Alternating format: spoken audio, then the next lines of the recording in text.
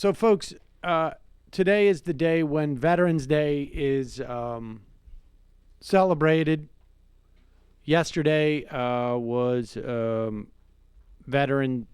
actual Veterans Day. Veterans Day, if I'm not mistaken, started in this country. In many other countries, is known as Armistice Day, and I believe that we used to also call it Armistice Day here. And then we realized, like, oh, okay, we've got too many wars, so we're just going to include all veterans, all military veterans. But Donald Trump flew to France outside of Paris, I guess at the beginning of the weekend, ostensibly to celebrate or commemorate, I guess, Armistice Day, what most of Europe calls Armistice Day, we call Veterans Day. I guess we switched that in 1954. It is supposed to commemorate the anniversary of the end of World War I. And we're now, I guess, at 100 years. And Donald Trump flew to France, and then apparently it was raining.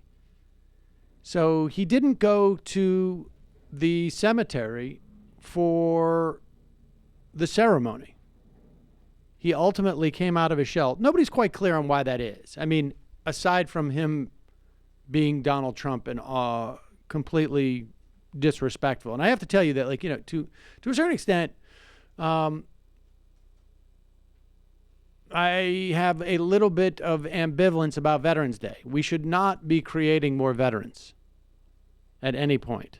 With that said, you have people who gave up their lives, gave up their health, families who lost loved ones, and that should be recognized because that's a crappy situation to be in, to say the least. So those people deserve our respect. And certainly, you know, when the president is going to a cemetery that represents the death, essentially, of millions of people, you'd expect maybe some measure of sacrifice on his part. If he was even remotely a normal human being. But the president is not. And here's an example of it. Even as he's reading off some of the vets who are with them, of course, not World War I vets, but World War II vets, he can't help but think about his situation at that very moment. We have a number of amazing veterans with us today, including 6 veterans of World War II. James Blaine. James, where's James? James, thank you. Thank you, James. Frank DeVita. Thank you, Frank. Thank you very much. You look so comfortable up there under shelter as we're getting drenched. You're very smart people. Pete Dupre. There you go. I can't help but look at you, think of all the suffering and the millions of people who died, and then remember it's about me getting wet. And look, I'm not a huge fan of Macron's politics, but it's I can appreciate the fact that he took the time to, at the very least, subtweet and humiliate Donald Trump in some fashion, as subtle as it was. Macron got up, gave a speech. I'm not sure if this was at the same location. I don't know that it was, but there was a couple of events, obviously, around Paris. And here he is, Macron, speaking about the difference between nationalism and patriotism. I imagine he was quite aware of Donald Trump's now proclivity to call himself a nationalist. Cette vision de la France comme nation généreuse, de la France comme... I should probably read the... we should probably do the put the volume Live down. translation Right, by Sam Seder. Right, and I have to tell you, je ne parle pas français. I am reading the translation that's there. Fellow people of France. Here we go. I'm just going to make it up. Here it is. All right, so it's this vision of France. Continue. As a generous nation with a vision which carries universal values, has been in those dark times exactly the opposite of the selfishness of a people which looks only at its own interests, because patriotism is the exact opposite of nationalism. Nationalism is the betrayal of patriotism.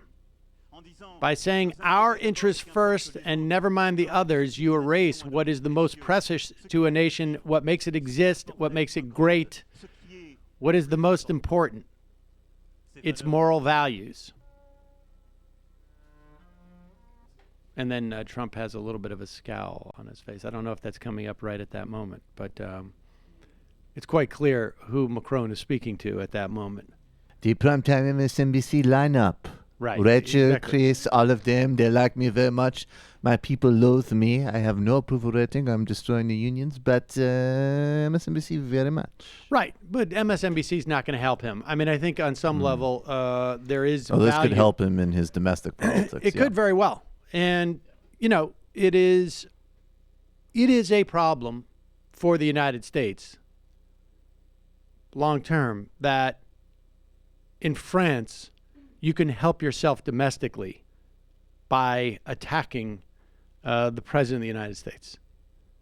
I mean, that is going to have long-term implications. You know, regardless of what it is, there was, you know, we didn't talk too much about the Jim Acosta, Donald Trump, you know, circus. But the bottom line is you see things like on Friday, Duterte's government is going to charge a veteran journalist and her online news startup with tax evasion.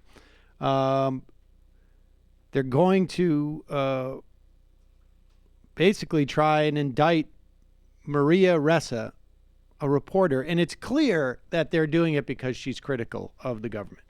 And so when Donald Trump sets these markers down where it's okay for him to attack reporters in the way that he does,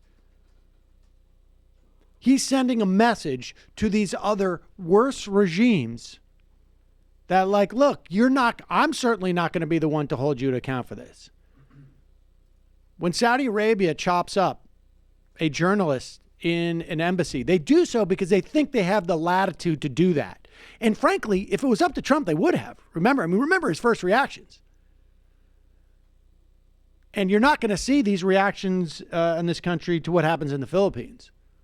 And you're not going to see it in countries all around the world. I mean, this is what the State Department would have done, and they would have registered something that would have been, and there would have been a sense of, like, we have a certain amount of latitude. When the United States walks away from maintaining certain principles, or at least even like projecting that publicly, and of course, they do, you know, this is not to say that the United States doesn't support oppressive regimes. Of course we do. But even when the most basic of standards are washed away, even when the norms, even when the pretense, even if that's all it is in many instances, the pretense, it is washed away. It has bad implications. So we should keep that in mind.